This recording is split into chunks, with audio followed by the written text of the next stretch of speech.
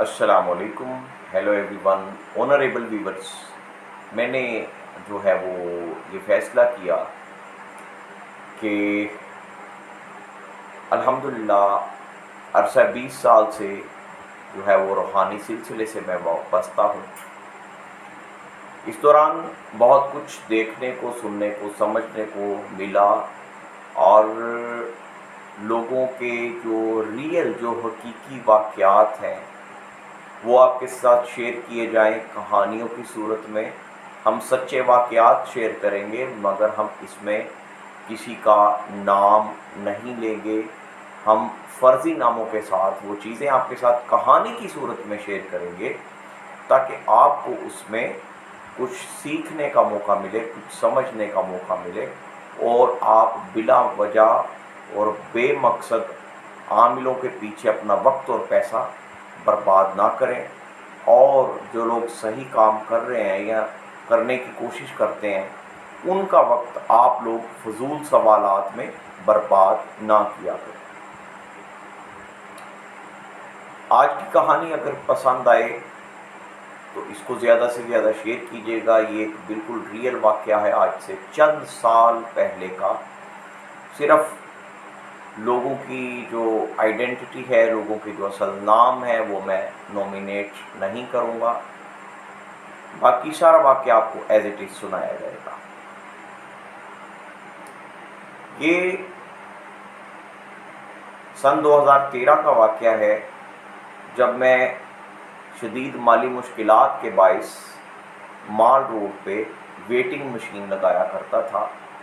اس دوران میرا ایک دوست میرے پاس آیا ایک لڑکے کو ساتھ لے کے، اور اس نے میرے ساتھ جو ہے وہ اس چیز کا ذکر کیا کہ جی اس کا ایک معاملہ ہے، یہ پریشانی کا شکار ہے، تو لہٰذا آپ اس کی بات سنو. میں نے اسے ریکویسٹ کی کہ یہ میرے کام کا ٹائم ہے، تو آپ کی مہربانی ہے آپ بعد میں آ جائیں، کیونکہ میری جو بچوں کا دال روٹی کا سلسلہ وہ اسی کے اوپر چل رہا ہے. روحانی سلسلے کو میں نے کبھی پروفیشنل نہیں بنایا، میں نے اس چیز کو کبھی دال روٹی کا ذریعہ نہیں بنایا، تو یہ میرے کام کا ٹائم ہے، آپ اس ٹائم کے بعد آ جائیں.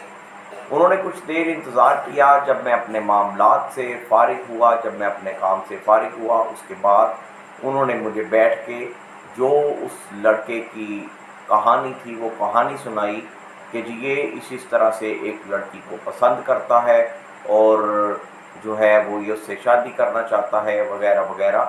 وہ سارا کچھ سننے کے بعد الحمدللہ میں نے جب اس کے سارے معاملات کو دیکھا پرکھا تو میرے نزدیک اس کے مسئلے کا جو بھی حل تھا میں نے اس کو بتا دیا. میں نے اسے صاف بتا دیا کہ یہ بندہ کچھ چیزیں جو ہے وہ ہم سے چھپا رہا ہے، مگر اس کا اصل مقصد اس سے شادی کرنا نہیں ہے، صرف اور صرف اس کی وقتی اور فرضی قربت حاصل کرنا ہے. اس لیے میں چونکہ اللہ کی کلام میں برحق پڑھتا ہوں، میں نوری عملیات سے کام کرتا ہوں، اس لیے اس طرح کے معاملات میں نہیں کر سکتا. اس نے بہت زیادہ ضد کی کہ جی ایسا نہیں ہے، جو ہے وہ ان کے حساب میں شاید میری بات نہیں آئی، تو میں ایسا نہیں چاہتا، دلوں کے حال اللہ تعالیٰ کی ذات بہتر جانتی ہے. اس طریقے سے اس نے بہت سارے ہیلے بہانے بنا کے بہت سارے واسطے دیے، اور میرا جو دوست اسے میرے پاس لے کے آیا تھا اس نے مجھے کہا کہ ہم نے ایک عامل کے پاس جانا ہے، تو آپ کم از کم ہمارے ساتھ چلیں تاکہ ہم لٹنے سے بچ جائیں. ہمیں یہ بتا دینا کہ وہ بندہ جو عامل ہے وہ صحیح ہے یا نہیں. میں نے اپنے اس دوست کے اصرار پر اس بات کے ساتھ ایگری کیا اور میں ان کے ساتھ چل پڑا.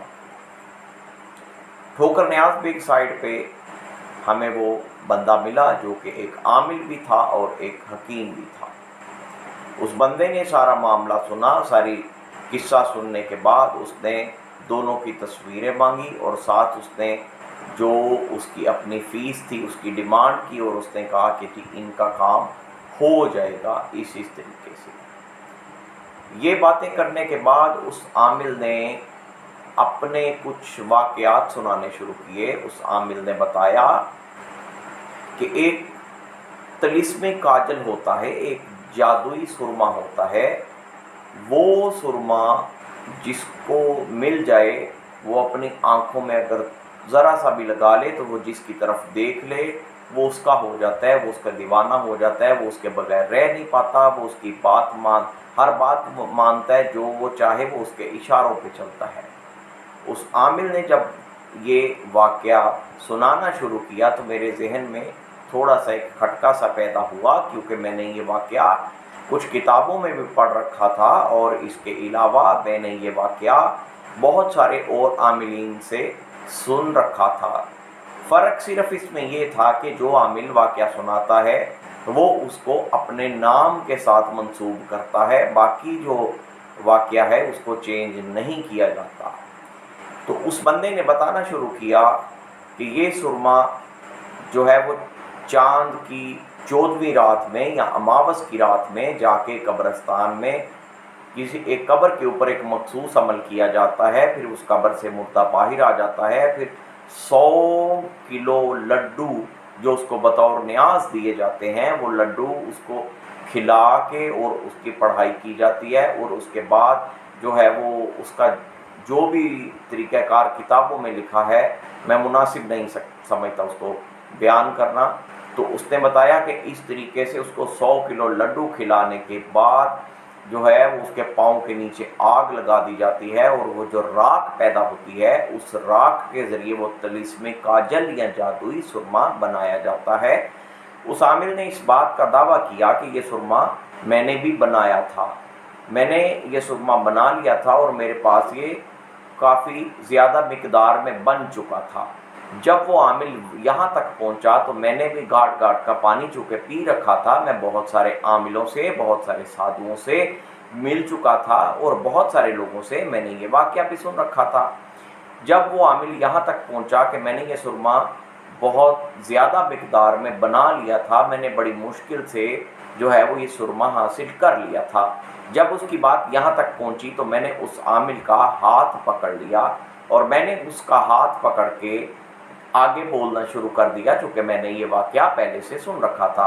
میں نے کہا کہ آپ کے پاس جب یہ سرما بہت زیادہ مقدار میں آ چکا تھا، جب آپ نے اس کو حاصل کر لیا، جب آپ نے یہ سرما بنا لیا، تو اس کے بعد لوگ آپ کے پیچھے بہت زیادہ آنا شروع ہو گئے اس سرمے کو حاصل کرنے کے لیے، جبکہ کچھ لوگوں نے اس سرمے کو آپ سے لے کے اس کا غلط استعمال کیا۔ اس عامل نے کہا ہاں بالکل یہی بات ہے۔ میں نے کہا کہ آپ نے پھر لوگوں کے ہجوم سے تنگ آ کے، لوگوں کے میلے سے تنگ آ کے جتنا بھی اس سرما آپ کے پاس تھا اس کو آپ نے جو ہے وہ جا کے دریا میں بہا دیا۔ اس عامل نے کہا بالکل درست بات ہے، بالکل ایسے ہی ہوا۔ میں نے کہا لیکن آپ نے کچھ خاص موقعوں کے لیے، کچھ خاص حالات کے لیے اس میں سے تھوڑا سا بچا کے رکھا تھا، جس میں سے آپ کچھ حصہ اس کو دیں گے تاکہ اس کا کام ہو جائے۔ اس عامل نے کہا کہ ہاں بالکل یہی بات ہے، لیکن آپ کو یہ سارے واقعات اور آپ کو یہ سارے حالات کیسے معلوم ہوئے؟ اب میں اپنے ویورز کے سامنے آن ایئر بتا رہا ہوں کہ میں نے چونکہ یہ واقعہ سن رکھا تھا اور مجھے حرف بحرف یاد تھا، اور مجھے پتا تھا کہ اس کے آگے وہ کیا بولے گا، لیکن اس عامل نے جب یہ باتیں سنی اور جس طریقے سے میں نے اس کا ہاتھ پکڑا تھا تو اس نے پوچھا کہ آپ کو یہ باتیں کیسے پتہ چلی، یہ حالات کیسے پتہ چلے؟ میں نے اس کو کہا میں بھی جو ہے وہ الحمدللہ ان چیزوں کا علم رکھتا ہوں، اور مجھے میرے علم سے پتہ چلا۔ اس عامل نے فوراً سے پہلے ہتھیار ڈال دیے اور اس نے کہا کہ آپ کے پاس موکلات ہیں؟ میں نے کہا الحمدللہ۔ کہ آپ نے فلاں فلاں وظیفے کیے ہیں؟ میں نے کہا الحمدللہ میں نے یہ چیز کی ہے۔ آپ کو جو ہے وہ سحر العشق کے متعلق پتہ ہے؟ میں نے کہا ہاں مجھے ساحر مدفون کے متعلق بھی پتہ ہے، سحر الامراض کے متعلق بھی پتہ ہے۔ اس نے کہا کہ پھر آپ میرے ساتھ ایک سیپریٹ ملاقات کریں۔ میں نے کہا سیپریٹ ملاقات کی کیا ضرورت ہے؟ ابھی بیٹھو، ان دونوں کو باہر بٹھا کے ہم بات کر لیتے ہیں۔ اس نے کہا کہ جناب مجھے کچھ سکھائیے، میں اب تک جتنا کام بھی کرتا آیا ہوں، میں کچھ 2-3 کتابوں کے اس نے نام لیے کہ میں ان کتابوں سے لوگوں کو نقش بنا کے دے دیتا ہوں، لیکن میں نے جو ہے وہ باموکل آج تک کوئی عمل نہیں کیا، میں نے کوئی چلہ نہیں کیا، مجھے کوئی ایسا استاد نہیں ملا۔ میں نے اسے کہا کہ وہ سرمے والی بات کہاں گئی؟ اگر تم نے कोई बामोकल अमल ना किया होता तो तुम वो सुरमा भी तैयार नहीं कर सकते थे, जबकि तुम अपनी हिस्ट्री में बता चुके हो, तुम उस लड़के के सामने बता चुके हो कि मैंने वो सुरमा तैयार किया था और उसका कुछ हिस्सा मैंने बचा के रखा है जो कि मैं इसको इसके काम के लिए दूंगा। उसने कहा कि नहीं, ऐसा नहीं है, असल में मैंने सुरमे के ऊपर फलां फलां आयतें पढ़ के रखी हैं जो कि मैं लोगों को यही सारी कहानी सुना के दे देता हूँ।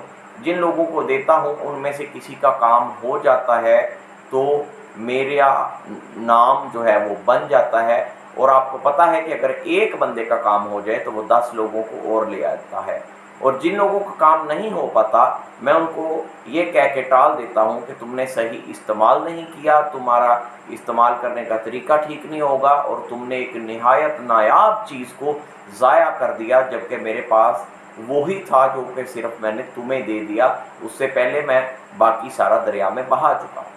उसने अपने सारे हालात का एतराफ़ किया और मुझे समझ आ गई कि ये बंदा कितने पानी में है और ये किताबी आमिल है। मैंने बाहर आके अपने दोस्त को भी बताया और जो लड़का साथ था उसको भी बताया और हम वहाँ से निकल आए। ये कहानी सुनाने का मकसद ये है कि बहुत सारे आमिलीन किताबों से वाक़यात पढ़ते हैं, उनका टाइटल चेंज करके वहाँ पे अपना नाम लगाते हैं और उन वाक़यात की बेस पे उन अल्फाज की अट्रैक्शन से, उन अल्फाज की कशिश से लोगों को बेवकूफ़ बनाते हैं और उनसे अपना मुतालबा पूरा करते हैं, अपनी डिमांड के मुताबिक, अपनी ख्वाहिश के मुताबिक उनसे पैसे कमाते हैं और उनका मकसद कुछ नहीं होता। जो लोग इंसानियत की हद से आगे निकल जाते हैं, जिनमें दरिंदगी की हद तक जो है वो उनकी हवस उनके ऊपर गालिब आ जाती है, वो खुदा न खास्ता लोगों की इज़्ज़त को भी बर्बाद करते हैं, लोगों का वक्त और लोगों का पैसा भी ज़ाया करते हैं। ये वाक़या मैंने सिर्फ नामों को हिडन रखते हुए एज़ इट इज़ आपको सुनाया, जैसे पेश आया था। अगर आपको पसंद आए तो इसको शेयर कीजिएगा और कमेंट सेक्शन में बताइएगा। हम ऐसे रियल, सही और सच्चे वाक़यात सिर्फ लोगों की आइडेंटिटी को हिडन रखते हुए आपके साथ शेयर करते रहेंगे, क्योंकि अरसा 20 साल में बहुत सारे लोग आए, बहुत सारे लोगों के रंग देखे, लोगों की बहुत सारी मकारियाँ देखी, आमिलों की बहुत सारी अयारियाँ देखी। वो चीज़ें आप तक पहुंचाने का सिर्फ़ और सिर्फ ये मकसद है कि आप लोग इससे कुछ ना कुछ सबक हासिल करें, और हर मसला आमिल के पास लेके जाने वाला नहीं होता। आप लोगों में अवेयरनेस पैदा करना, इन कहानियों को, इन वाक़यात को सुनाने का सिर्फ़ और सिर्फ यही मकसद है। अपना राय का इजहार ज़रूर कीजिएगा और इसको ज़्यादा से ज़्यादा शेयर कीजिएगा। अस्सलामु अलैकुम व रहमतुल्लाह।